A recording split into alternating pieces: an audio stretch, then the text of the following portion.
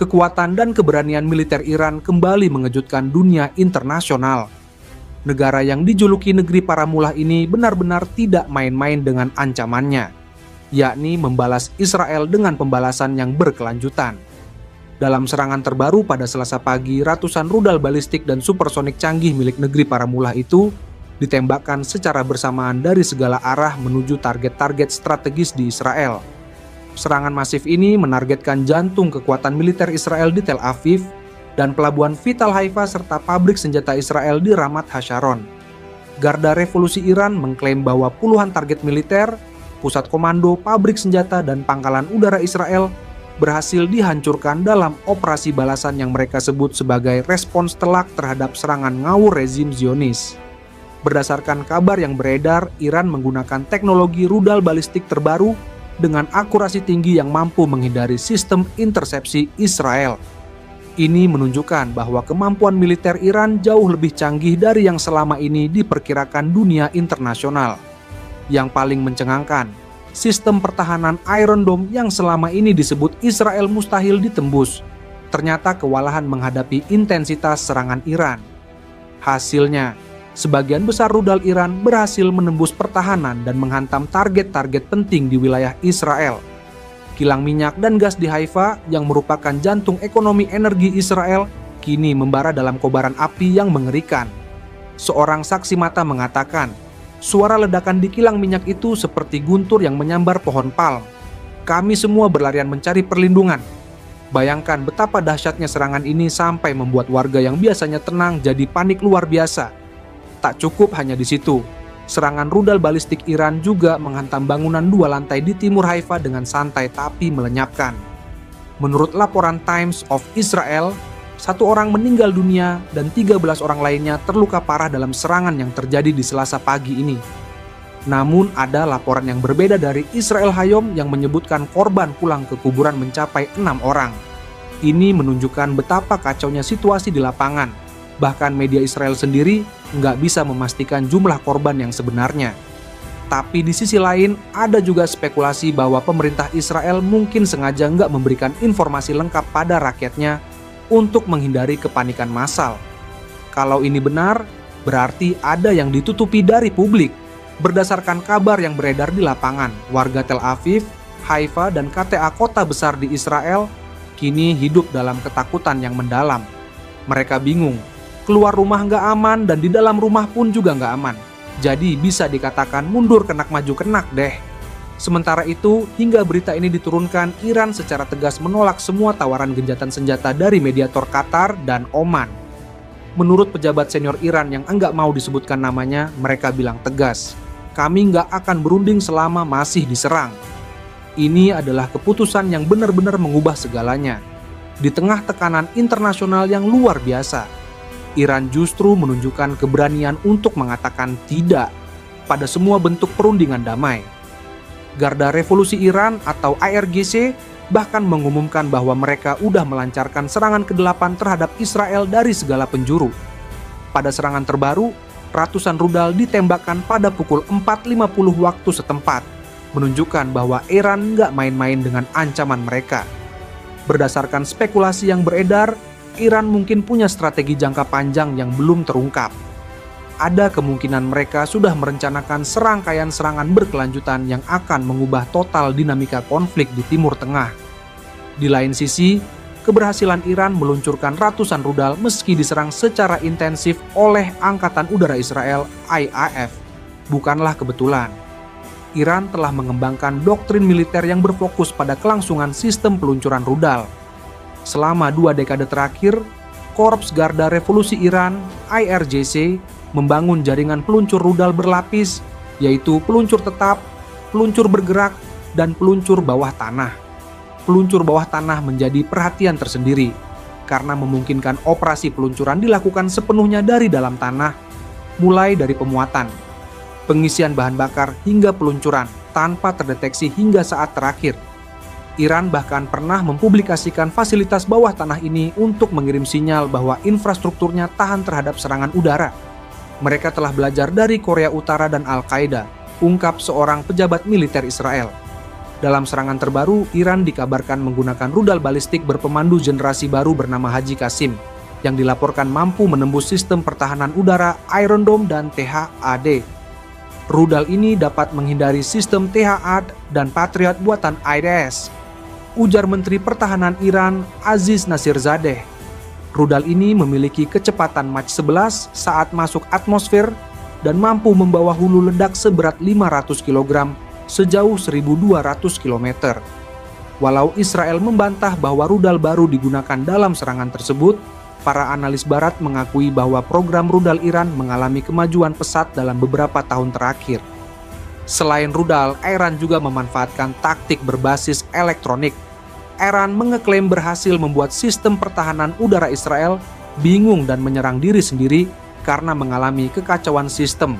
Selama operasi ini, sistem pertahanan multi-level musuh gagal dan mulai saling menyerang, klaim Teheran, seperti dikutip kantor berita Tasnim. Disebutkan bahwa keberhasilan itu dicapai berkat metode baru dalam peralatan digital dan intelijen. Iran juga dilaporkan menghantam pusat riset dan teknologi militer Israel, Institut Sains Weizmann, pada Minggu, 15 Juni 2025, malam dan membakar setidaknya 1 gedung laboratorium. Serangan di Institut Sains Weizmann ini sengaja dilakukan untuk melumpuhkan lembaga yang berkontribusi besar terhadap sistem pertahanan Israel. Sementara itu, Presiden Amerika Serikat Donald Trump memperingatkan Iran bahwa militer Amerika Serikat akan dikerahkan secara penuh apabila Iran melancarkan serangan terhadap negaranya. Pernyataan itu disampaikan Trump pada Minggu, 15 Juni 2025 waktu setempat, menyusul eskalasi konflik atau perang Israel-Iran. Trump juga menegaskan Amerika Serikat tidak terlibat dalam serangan yang dilancarkan Israel terhadap sejumlah fasilitas nuklir dan militer di Iran. Lebih lanjut, Trump menyampaikan harapannya agar konflik antara kedua negara bisa segera diakhiri. Kita bisa dengan mudah mencapai kesepakatan antara Iran dan Israel dan mengakhiri konflik berdarah ini, tulisnya di X, sebagaimana diberitakan AFP. Sebelumnya, pada Jumat, Trump juga mendesak Teheran untuk segera menjalin kesepakatan damai atau menghadapi serangan yang disebutnya akan lebih brutal dari Israel.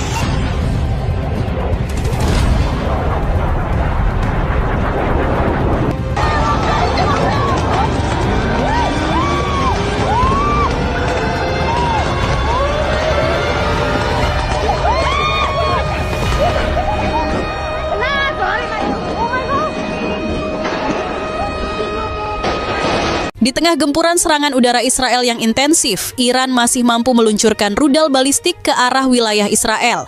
Iran bahkan bisa menghancurkan pusat komando militer IDF di Tel Aviv. Terbaru rudal baru Iran yang diklaim mampu merobohkan pertahanan Israel. Pertahanan yang terorganisasi.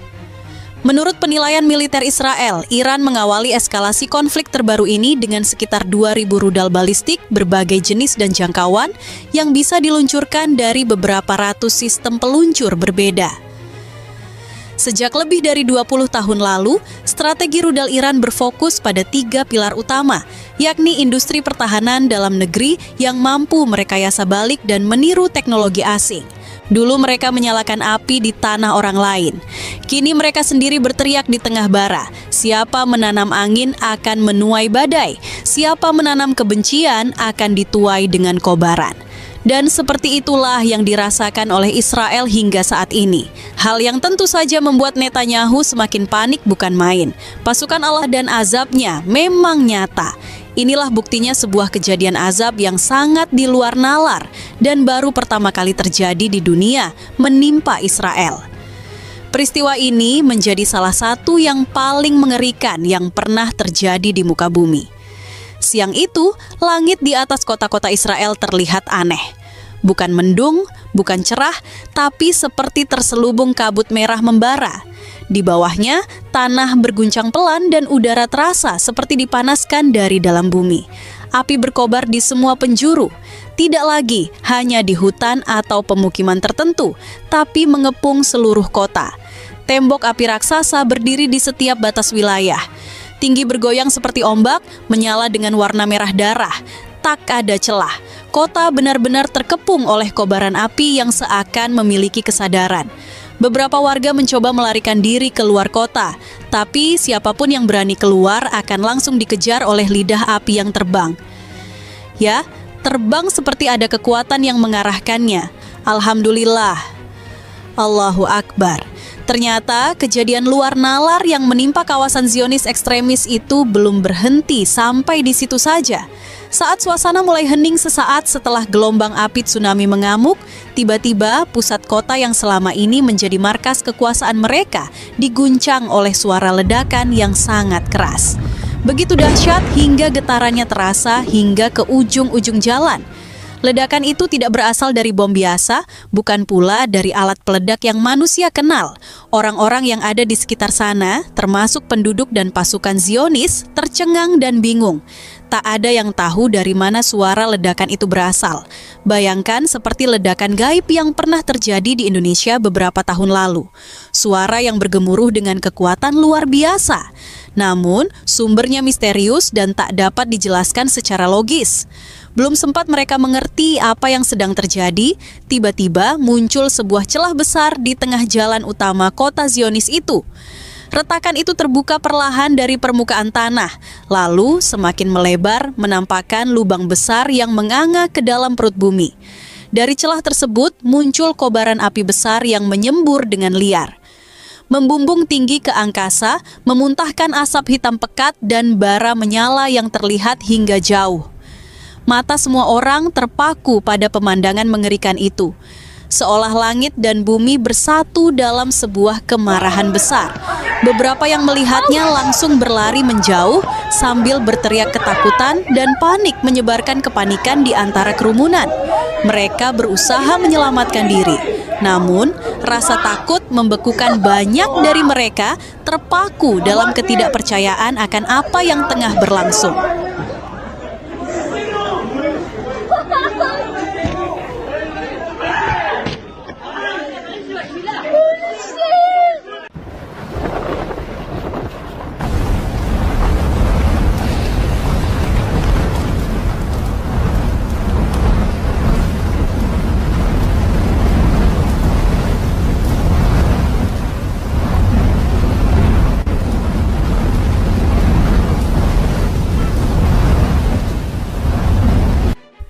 Seakan-akan Tuhan belum merasa cukup mengirimkan azabnya melalui gelombang api yang membakar habis itu.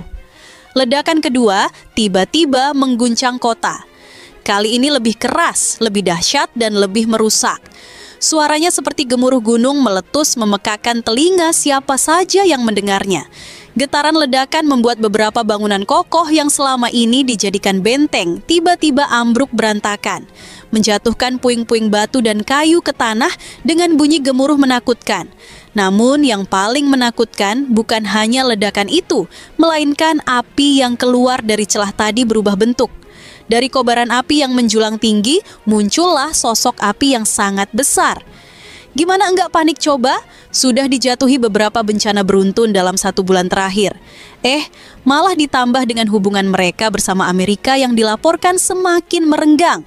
Bahkan Donald Trump mengaku sudah enggak mau lagi cacau dengan Israel.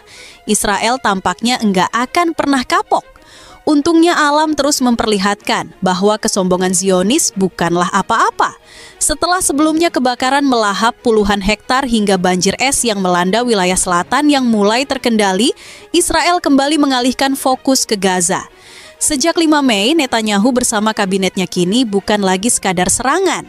Ini adalah okupasi penuh. Penaklukan total atas tanah yang selama ini bertahan. Iya, Israel memang kejam, tapi alam selalu menunjukkan cara mereka sendiri untuk melakukan balasan.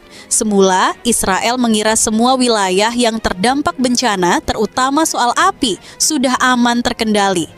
Akan tetapi, jika Israel mengirim bola api ke rakyat Palestina, maka alam pun juga melakukan hal yang sama ke mereka.